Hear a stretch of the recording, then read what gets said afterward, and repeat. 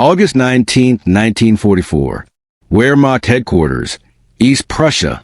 General Oberst Alfred Jodl spread the latest intelligence reports across the polished oak table in the operations room at the Wolf's Lair.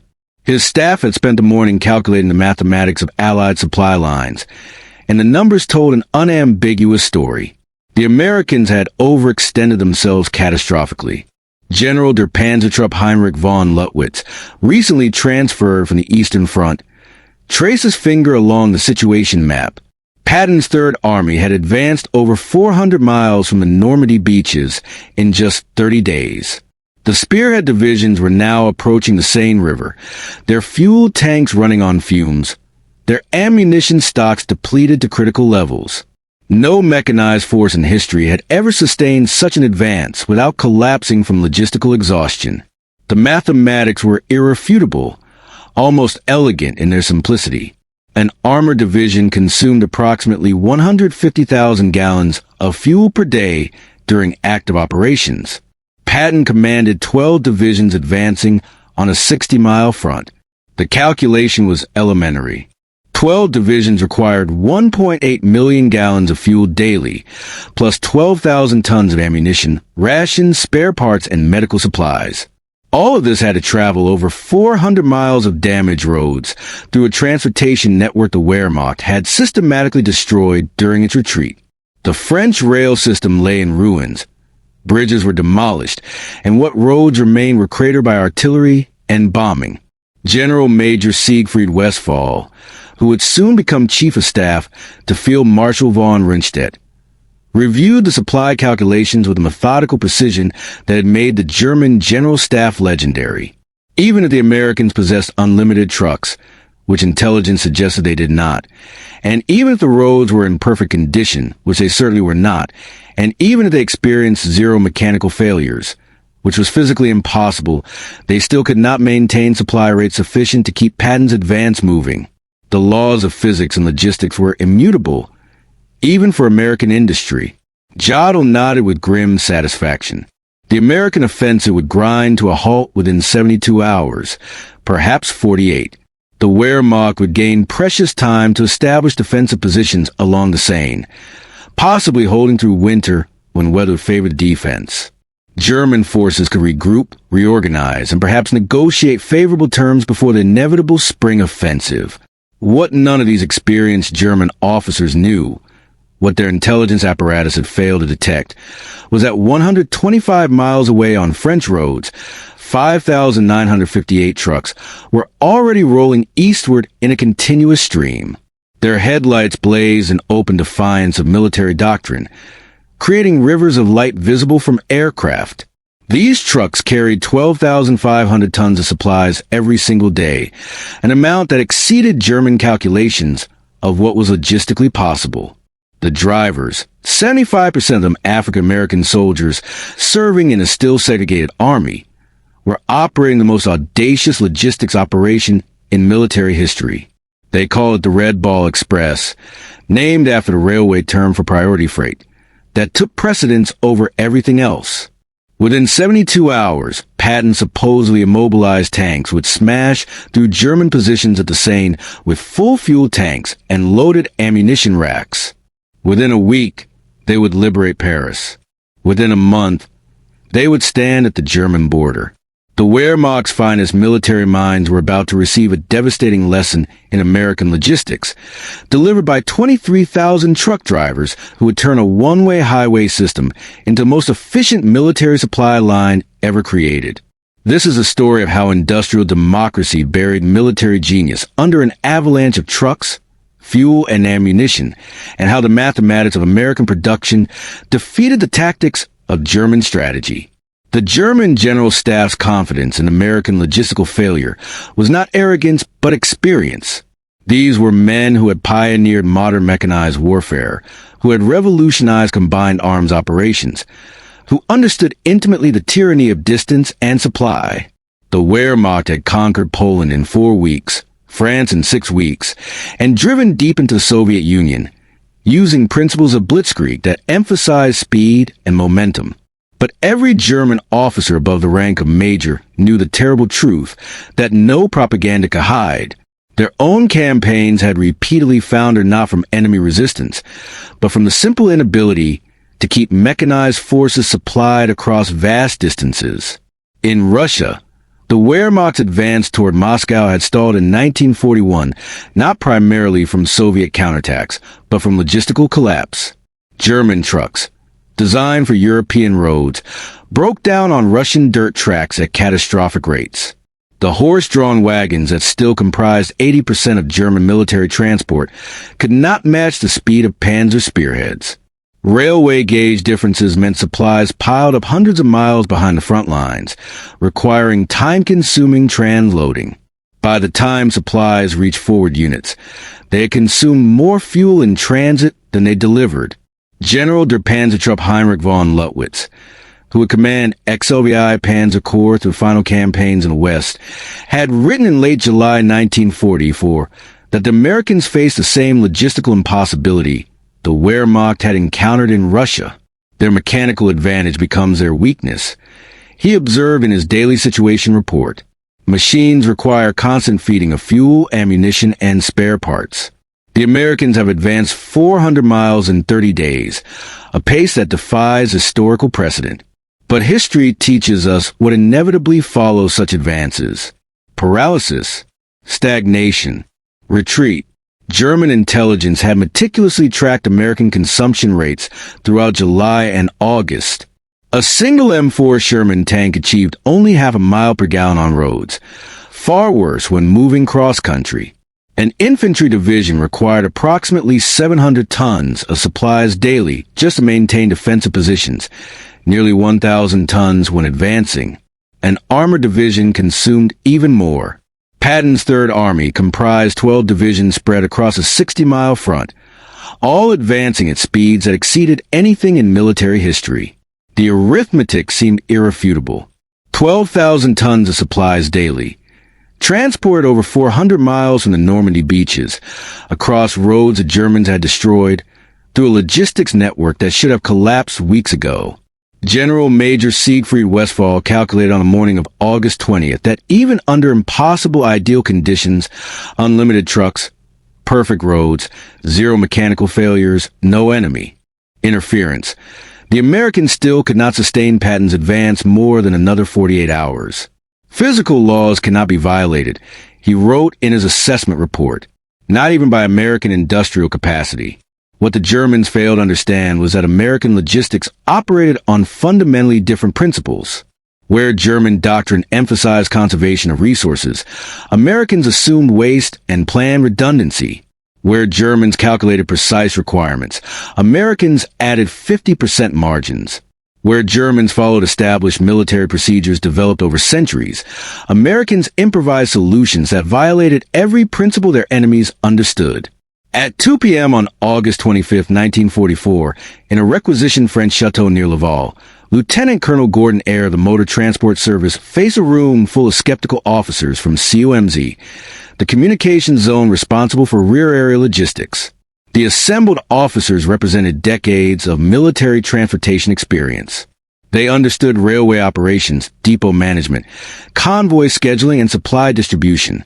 They also understood that traditional methods had collapsed under the unprecedented strain of supporting the breakout from Normandy. Patton's Third Army was consuming supplies faster than any army in history, while advancing at speeds that made pre-invasion planning look absurdly conservative. The existing supply system, dependent on railways that didn't exist and depots that couldn't keep pace with the advance, was hemorrhaging efficiency with each mile Patton's tanks traveled. Gentlemen, Eyre announced, we are going to create a one-way express highway from the Normandy beaches to the front lines. Every available truck will operate 20 hours out of every 24. No stopping except for gasoline and mechanical emergencies. No waiting, no queuing, no depot transfers. We will move a minimum of 12,500 tons daily, more if possible. The name came from American railway terminology. A red ball freight was an express shipment that received absolute priority over all other traffic. The Red Ball Express would operate on the same principle. Total priority, Zero delays, no exceptions. The plan's technical specifications defied every established principle of military transportation that German logistics officers had studied at their war colleges. 2 parallel one-way highways, 1 lane for loaded trucks moving toward the front, 1 lane for empty trucks returning. 24-hour operations with headlights blazing at full brightness, completely abandoning blackout discipline that had been sacrosanct since 1939. No-stop policy except for refueling and mechanical failures. Convoys departing at 5-minute intervals, maintaining average speeds of 35 miles per hour. Mobile maintenance units positioned every 50 miles to perform roadside repairs. Military police checkpoints with orders to remove any vehicle traveling below 25 miles per hour, pushing disabled trucks into ditches to maintain flow. Colonel Charles O. Thrasher, commanding the advanced section of ADSEC, reviewed the projected operational numbers with growing incredulity. We would need 140 truck, company's minimum, nearly 6,000 vehicles operating at 90% availability rate simultaneously. No logistics textbook ever written suggests such numbers are sustainable. His objection was grounded in solid mathematics and historical precedent. The U.S. Army had never attempted to operate more than 3,000 trucks simultaneously in a single supply corridor. Maintenance requirements alone suggested that 30% of vehicles would be deadlined awaiting repairs at any given time. The fuel consumption of the transport system itself would be staggering, possibly consuming more gasoline than it delivered.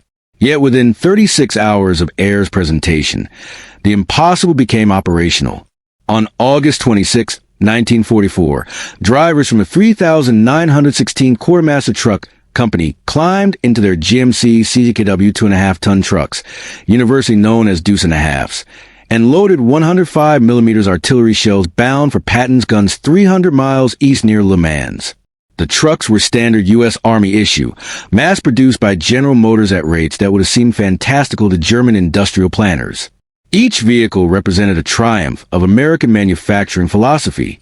The GMC CCKW featured a 269 cubic inch inline 6-cylinder engine producing 91 horsepower, all-wheel drive as standard equipment rather than specialized modification, an automatic tire inflation system, waterproofing that allowed fording depth of 30 inches, and standardized components that made field repairs possible with basic tools.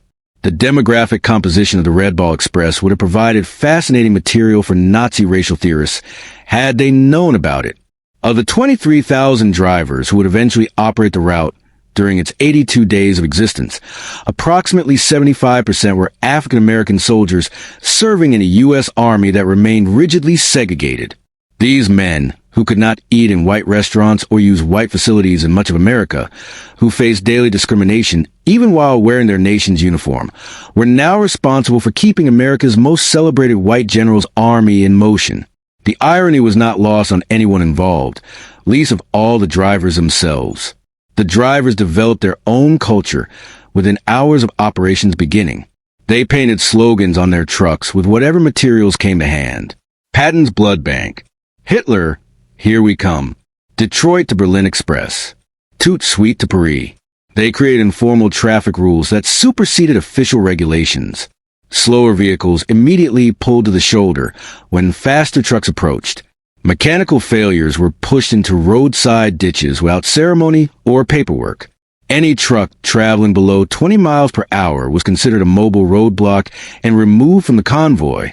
By August 28th, just 2 days into operations, German reconnaissance units began reporting something unprecedented. Forward observers from Aufklärung 116, operating from concealed positions overlooking the main Red Ball route near Al-Assa, radioed increasingly alarmed reports to division headquarters. Continuous vehicle column observed, headlights visible for 20 kilometers. No spacing between vehicles, no apparent blackout discipline. Estimate exceeds 1,000 vehicles per hour passing observation point. Americans appear to have abandoned all tactical precautions. This behavior violated everything German military doctrine taught about mechanized operations.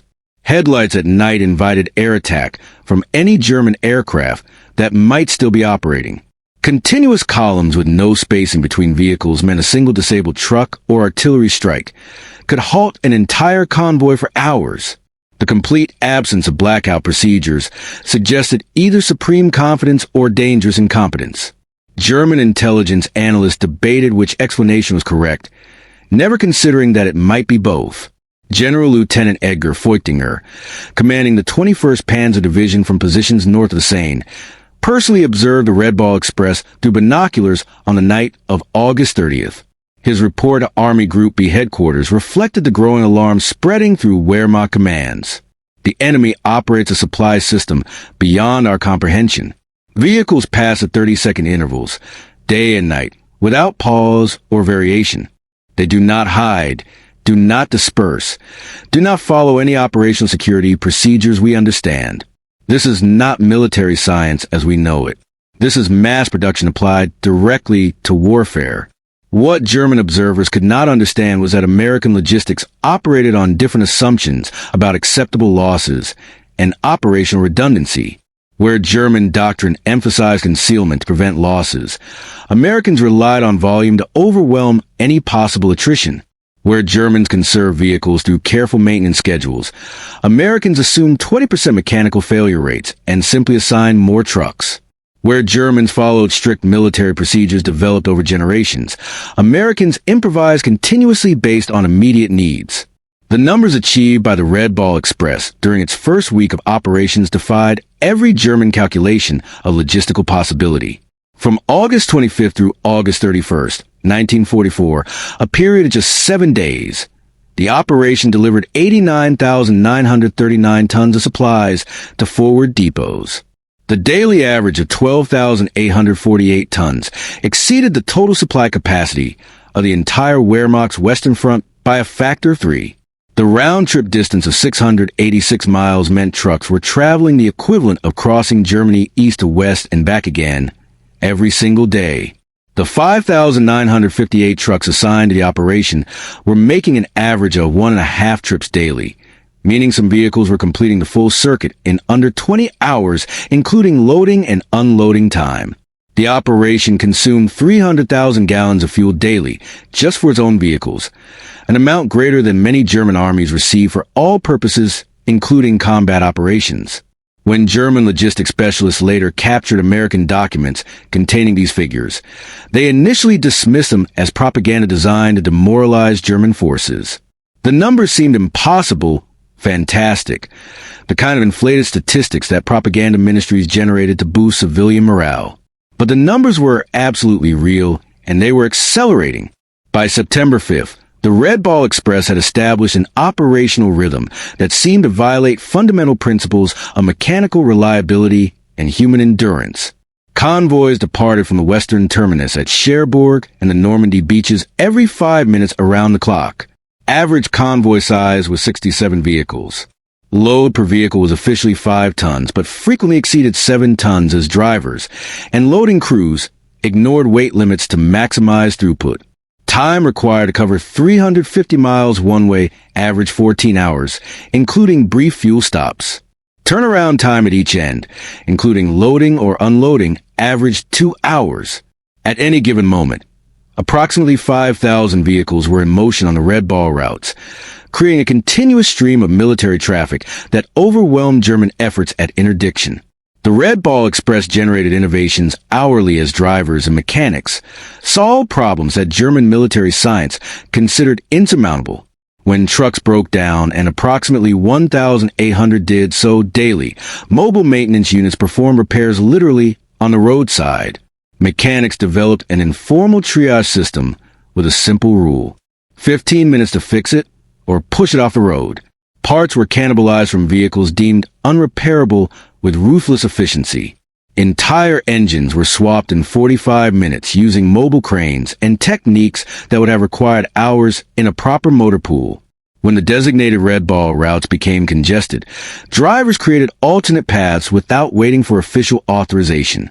They commandeered French civilian buses to move personnel, freeing up trucks for cargo. They appropriated captured German vehicles, painting them olive drab and pressing them into service within hours. They built impromptu bypasses around destroyed bridges, using rubble from bomb buildings as roadbed. The Germans, observing this controlled chaos from their dwindling positions, could not comprehend how to sort of produce such results. German military logistics doctrine emphasized careful planning, detailed maintenance schedules, proper procedures followed precisely. The Americans violated every principle, yet their system accelerated rather than collapsed. It was as if the Americans had discovered that chaos, when applied with sufficient volume and energy, became its own form of organization. Before we continue with the story of how this logistics miracle unfolded, tell us where you're watching from around the world. Drop your location in the comments. These stories of American industrial might during World War II connect us across continents and generations. The most stunning revelation for German observers was American fuel management, or what appeared to be complete absence of fuel concerns. The Red Ball Express consumed 300,000 gallons of gasoline daily, just for its own operations, an amount that exceeded the total fuel allocation for some German armies. Yet American trucks never seemed to wait for fuel, never queued at supply points, never rationed their consumption. The explanation lay in yet another American logistics marvel that German intelligence had completely failed to detect. Operation Pluto, pipelines under the ocean, had successfully laid fuel pipelines across the English Channel beginning in August 1944. These pipelines, an engineering achievement the Germans would have considered impossible, were pumping aviation fuel and gasoline directly from England to France at rates exceeding 1 million gallons daily. By September 1944, fuel flowed through underwater pipes that German reconnaissance had never discovered, feeding a distribution network that kept American armies swimming in gasoline while German panzers had immobilized for lack of fuel. Forward fuel dumps were established every 25 miles along Red Ball routes. Tanker trucks ran their own parallel convoy system, ensuring no vehicle waited more than 10 minutes for refueling. The refueling procedure itself was optimized for speed rather than safety. Drivers rarely shut off engines. Fuel nozzles flowed at maximum rate. Spillage was accepted as inevitable. In 15 minutes, a truck could refuel, the driver could use latrine facilities, grab food, and return to the road. German logistics officers, accustomed to elaborate fuel distribution procedures designed to prevent waste, would have been appalled at American profligacy. General Major Walter Warlimont, Deputy Chief of the Wehrmacht Operations Staff, reviewed aerial reconnaissance photographs of American fuel dumps in early September with a mixture of professional admiration and strategic despair. The Americans have fuel reserves larger than our entire strategic petroleum stocks. They burn more gasoline moving gasoline than we allocate to entire panzer divisions. This is not warfare as any European nation understands it. This is industrial overflow applied to military purposes. The Red Ball Express did not merely supply Patton's advance. It fundamentally altered the mathematics of mechanized warfare. German military doctrine, developed through hard experience in Poland, France, and Russia, calculated that an armored division could sustain a 20 to 30-mile advance daily under optimal conditions with perfect supply support. This calculation assumed good roads, short supply lines, minimal enemy interference, and adequate rest periods for troops and vehicles. Patton's divisions, supplied by the Red Ball Express, were averaging 40 to 60-mile advances daily for weeks at a time.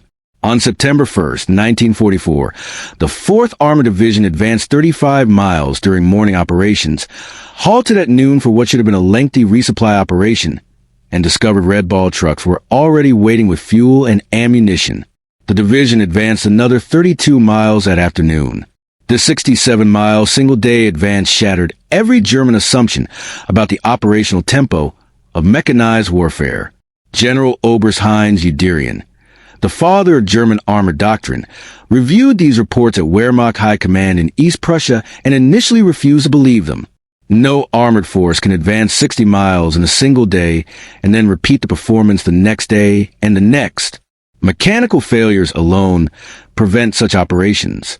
This must be American propaganda or misidentification of units, but intercepted American radio traffic, which the Germans could still decode despite having lost the Enigma advantage, confirmed every impossible detail. More disturbing for German strategic planning, the Americans were broadcasting their positions openly, often without even elementary code procedures. They were supremely confident that they could move faster than Germans could react, and they were correct. By September 5, 1944, German intelligence had compiled comprehensive reports on Red Ball Express operations from prisoner interrogations, captured documents, and direct observation. The implications were catastrophic for any remaining German hopes of stabilizing the Western Front. The intelligence summary compiled for Wehrmacht High Command contained observations that contradicted decades of German military theory. American forces waste vehicles prodigiously, abandoning damaged trucks rather than investing time in repairs. Drivers operate under stimulant medication for extended periods, violating all personnel management principles. No camouflage discipline is observed, making the entire supply system theoretically vulnerable to air attack that never materializes because the Luftwaffe no longer exists in meaningful numbers. Mechanical failure rates exceed 30% daily, simply overwhelmed by redundant vehicle assignments. Fuel consumption that would bankrupt any European military is treated as routine operating cost. Field Marshal Walter Model, commanding Army Group B in the West, wrote in his situation report that if German intelligence assessments were accurate, the Wehrmacht faced not merely a superior army, but a superior civilization. They make no effort to hide their supply lines because they do not fear our interdiction capabilities. They waste resources prodigiously because they possess effectively infinite resources. We cannot defeat this through military tactics or operational brilliance. We face industrial capacity beyond any historical precedent. The Red Ball Express drivers paid a physical price that German observers rarely saw, but that was documented in American medical records and after-action reports. Drivers routinely operated for 72 consecutive hours, kept awake by benzodrine tablets that were issued as standard supply. Hallucinations from sleep deprivation became so common that drivers developed techniques for determining whether obstacles in the road were real or imaginary. Accidents killed over 300 drivers during the Red Ball's operational period. Trucks collided in fog, overturned on damaged roads, burned when overheated engines ignited fuel lines. Some drivers simply fell asleep at the wheel and crashed despite the benzodrine. Others suffered heart attacks from the combination of exhaustion, stimulants, and stress. Yet morale remained extraordinarily high throughout the operation.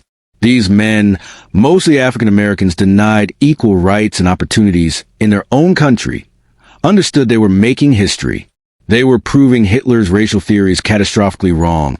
With every mile driven, every ton delivered, they were demonstrating that black soldiers could operate complex equipment, maintain brutal schedules, and accomplish missions that white commanders had initially doubted they could handle. The irony was not subtle.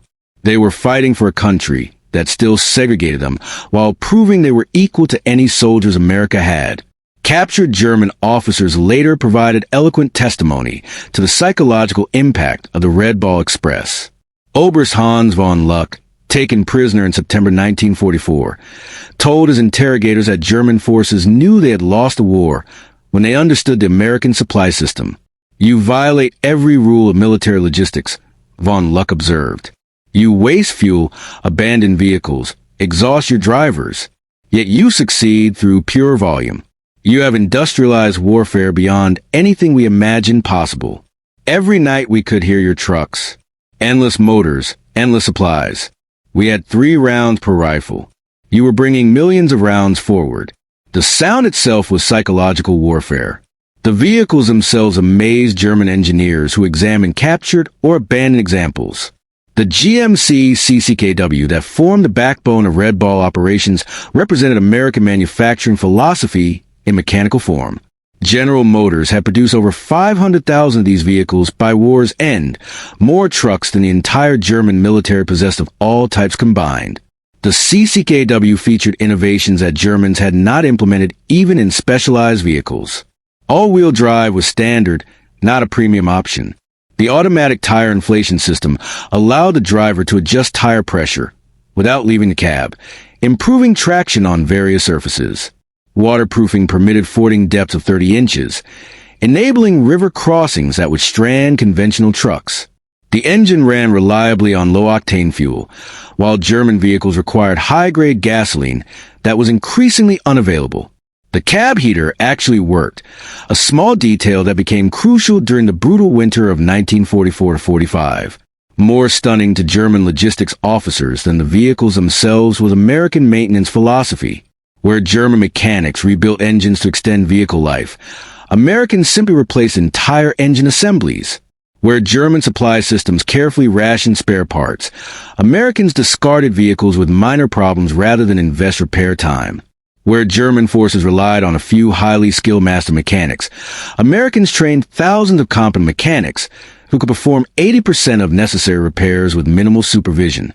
Oberst engineer Friedrich Schlosser, a German military engineer captured in October 1944, spent weeks studying American maintenance procedures as a prisoner of war. His report, later discovered in Allied archives, expressed professional admiration mixed with strategic despair.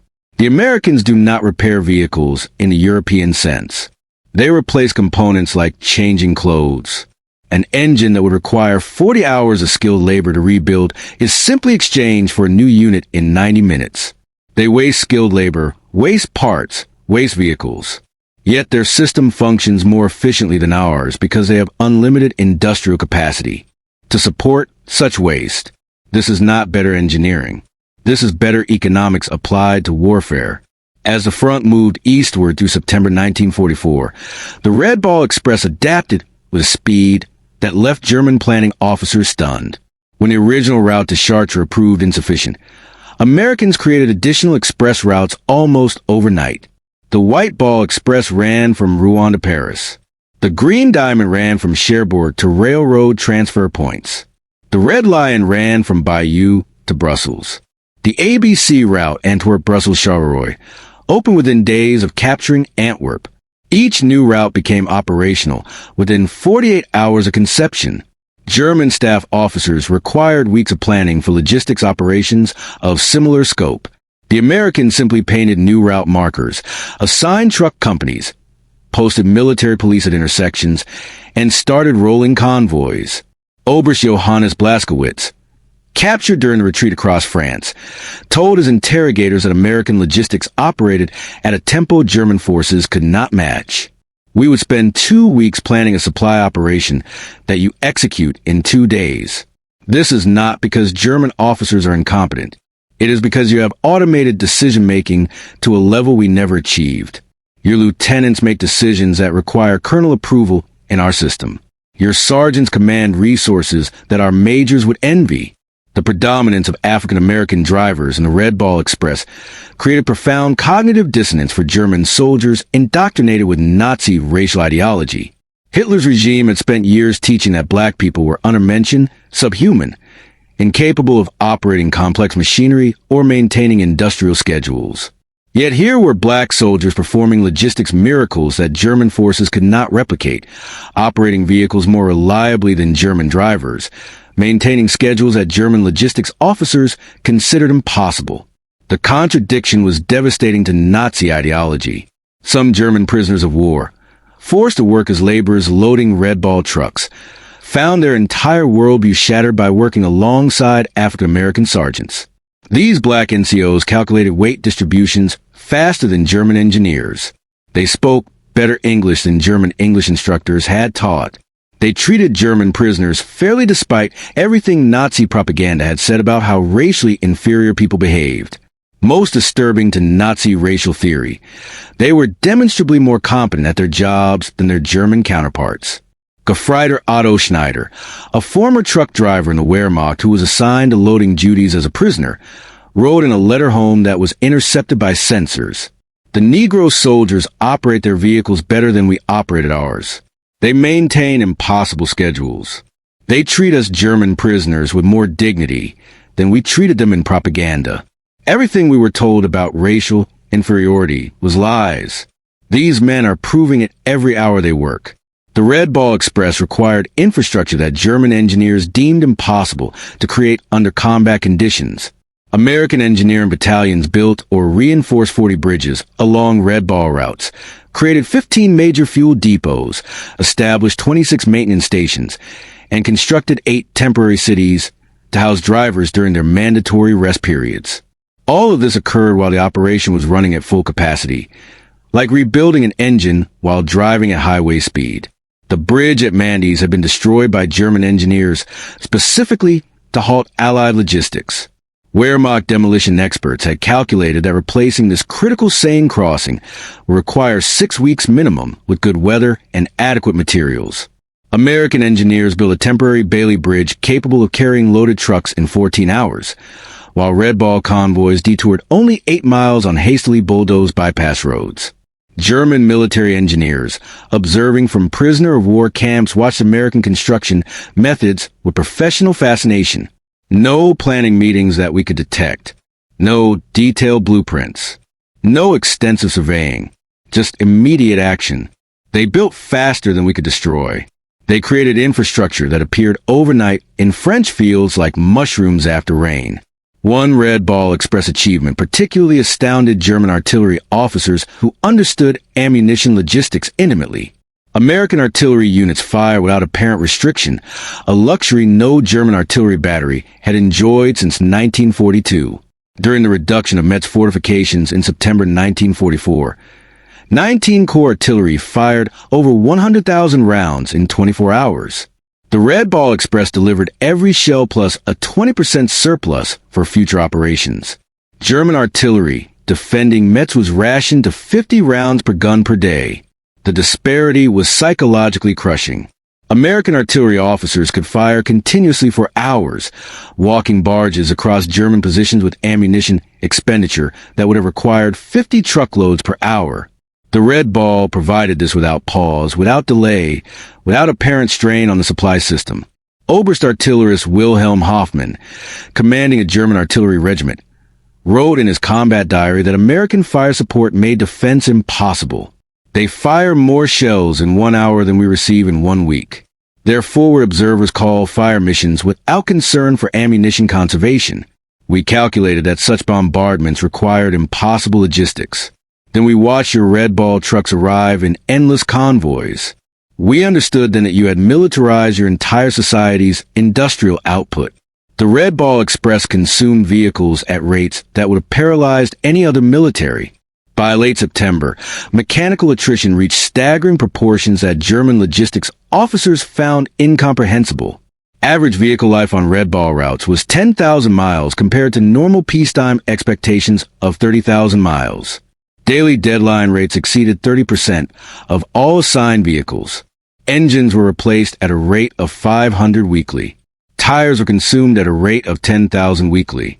Total vehicles destroyed or abandoned exceeded 5,000 by November, yet the operation never slowed.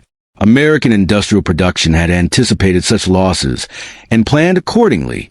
Ships arrived weekly at French ports carrying hundreds of replacement trucks. Replacement drivers were trained in 2-day crash courses and immediately assigned to convoys. German intelligence calculated that Americans were destroying more trucks weekly than the Wehrmacht possessed in all of France. Yet American transport capacity increased rather than decreased. They had achieved something Germans thought violated natural law. Logistics capacity that grew faster than attrition could reduce it. Oberfuhrer Karl Wolff, SS liaison officer at Wehrmacht headquarters, reviewed captured American production statistics in October 1944 and concluded that Germany had lost the war in Detroit and Pittsburgh, not on the battlefield. The Americans produced more trucks in 1 month than we produced in the entire war. They waste vehicles at rates we cannot comprehend because replacement is cheaper than repair. They have automated warfare through industrial production. We brought 19th century logistics to a 20th century war. French civilians along the Red Ball routes witnessed American abundance that contradicted years of German occupation propaganda. During 4 years of German control, French citizens had experienced severe rationing, systematic confiscation of resources, and constant propaganda about Allied weakness and inevitable German victory. The Red Ball Express destroyed those narratives hourly. Red Ball drivers, particularly African Americans who had themselves experienced discrimination, often shared their rations with French civilians despite regulations prohibiting such contact. Every convoy halt brought French children gathering around trucks, and drivers would distribute chocolate bars, cigarettes, soap, and canned goods with casual generosity. The contrast with German occupation could not have been starker. Americans gave away casually what Germans had rationed strictly. German intelligence reports noted the propaganda catastrophe. French civilians now believe American victory is inevitable. They cite the endless truck convoys as proof of unlimited American resources. Resistance activity has increased 400% along Red Ball routes. The population that accepted our occupation now actively opposes it because they have seen American material abundance firsthand. In early September 1944, the Red Ball Express faced its greatest operational challenge. Patton's Third Army had advanced so far east that even the Red Ball struggled to maintain supply rates. The round trip now exceeded 700 miles. Drivers were collapsing from exhaustion despite Benzedrine. Vehicles were disintegrating under continuous operation. For a brief period, German intelligence detected strain in the American logistics system. General der Panzertruppe Otto von Manchefeld reported on September 8 that American supply lines showed signs of impending collapse. Convoy intervals have increased from 5 to 15 minutes. Vehicle speeds have decreased measurably. Maintenance stops are more frequent. This represents our opportunity to counterattack, while their logistics are vulnerable. But American adaptability again defeated German calculations. Within 72 hours, the Red Ball Express reorganized completely. They created intermediate transfer points, cutting individual truck runs to 350 miles. They implemented systematic driver rotation systems to combat fatigue. They established forward maintenance bases with prepositioned spare parts. They doubled the number of assigned trucks without reducing other transportation commitments. By September 12th, daily tonnage delivery had actually increased beyond pre-crisis levels. The crisis that should have paralyzed Patton's advance only made the system more efficient. Oberst Hermann Bulk, one of Germany's most capable commanders, observed that the Americans possess an organizational flexibility that Germans could not match. We create perfect systems that fail when conditions change. They create imperfect systems that adapt constantly. When their supply lines stretch too far, they reorganize in days. Our equivalent reorganization would require weeks of planning and approval through proper channels. Supplementing the Red Ball Express, Americans implemented another logistic solution Germans deemed fantastical: large-scale aerial resupply using transport aircraft. c. 47 transport planes began delivering critical supplies directly to forward airfields, bypassing ground transportation entirely.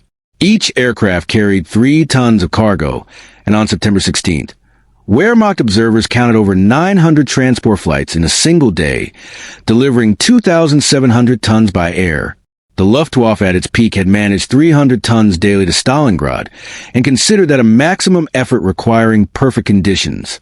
The Americans used transport aircraft like trucks in the sky, fly without fighter escorts because they had achieved complete air superiority, operated without apparent fuel limitations, assuming losses from mechanical failure, and overwhelming them with surplus aircraft.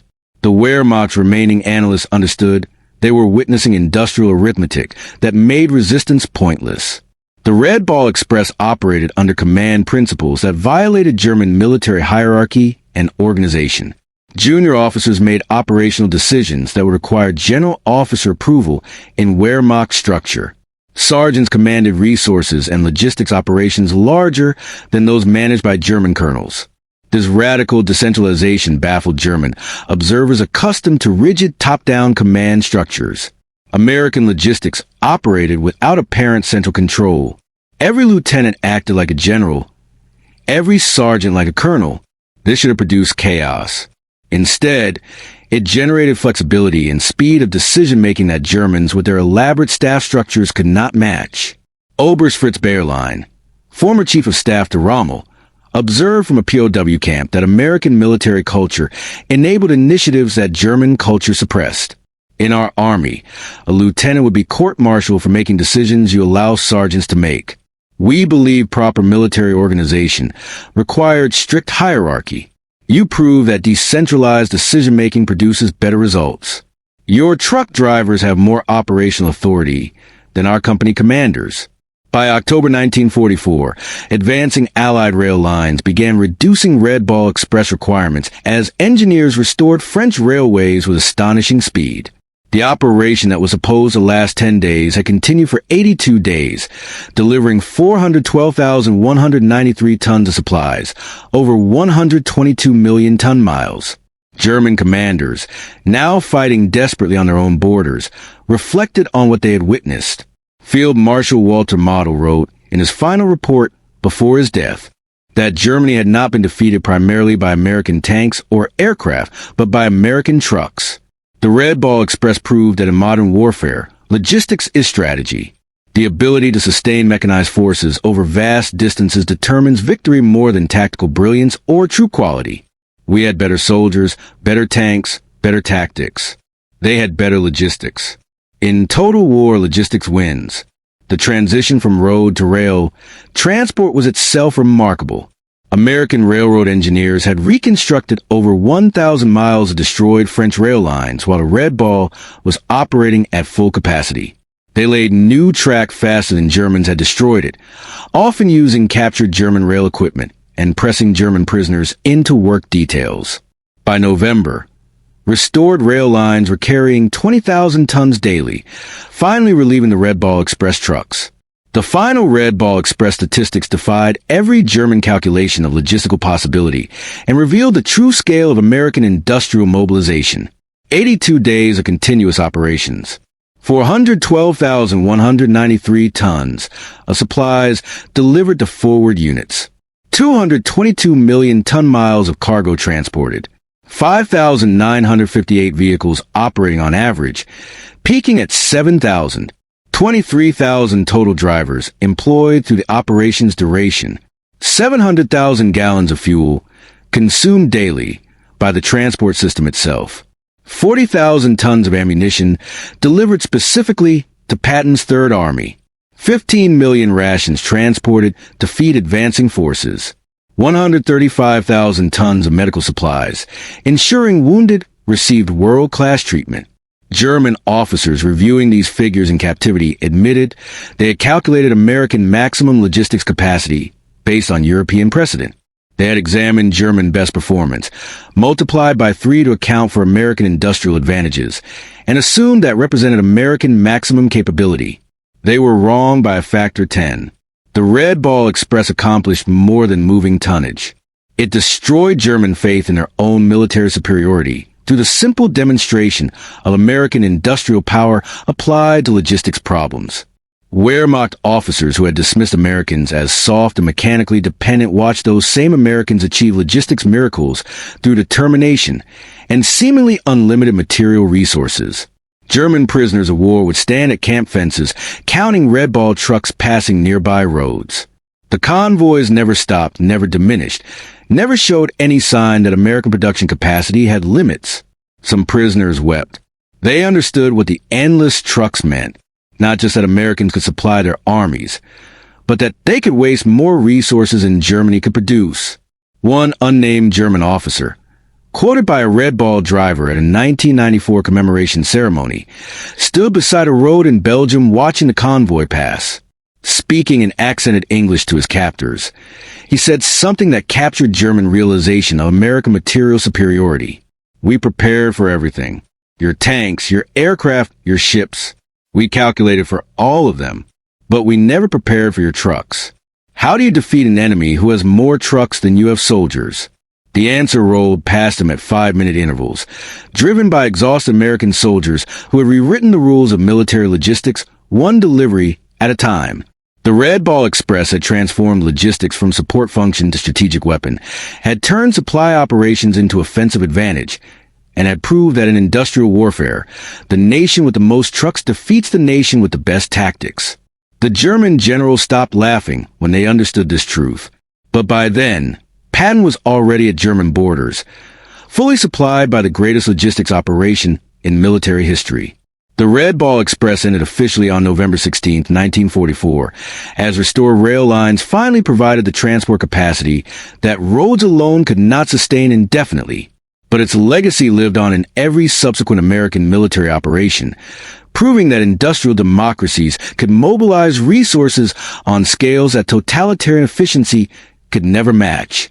Those 23,000 drivers, Three-quarters of them African-American soldiers, serving a nation that did not yet grant them full equality, had delivered victory at 35 miles per hour down one-way roads to freedom.